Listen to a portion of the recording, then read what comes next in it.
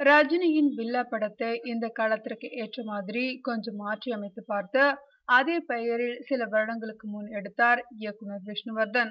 அஜித் நடித்த இந்த படம் மிகப்பெரிய ஹிட்டாகி வசூல் சாதனை செய்ததாம். படம் ஹிட்டானதால் அதன் இரண்டாம் பாகத்தை பில்லா 2 என்ற பெயரில் எடுத்தனர். சக்ரி டோலாட்டி இயக்கிய அந்த இரண்டாம் பாகம் ரசிகர்கள் மத்தியில் எதிர்பார்த்த வரவேற்பை பெறாமல் தோல்வியை தழுவியதாம்.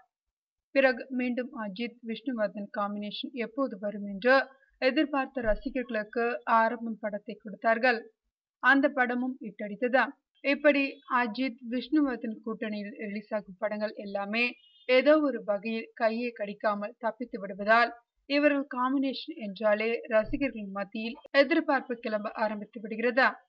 இப்போது அப்படி ஒரு எதிர்பார்ப்போடு தான் அஜித்திற்காக காத்து கொண்டிருக்கிறாராம் விஷ்ணுவர்தன். யட்சன் படத்தை இயக்கி வரும் விஷ்ணுவர்தன் அடுத்த படத்திற்கான கதையை கூட தயார் செய்து விட்டாராம். இந்த படத்தில் யாரை ஹீரோவாக போடுவது என்று முடிவு செய்யவில்லை. ஒருவேளை அஜித் நடிக்க முன்வந்தால் நான் இயக்க தயாராக இருக்கிறேன். அவருடன் சேர்ந்து படம் பண்ணுவதே அலாதியான அனுபவம் என்கிறார் விஷ்ணுவர்தன்.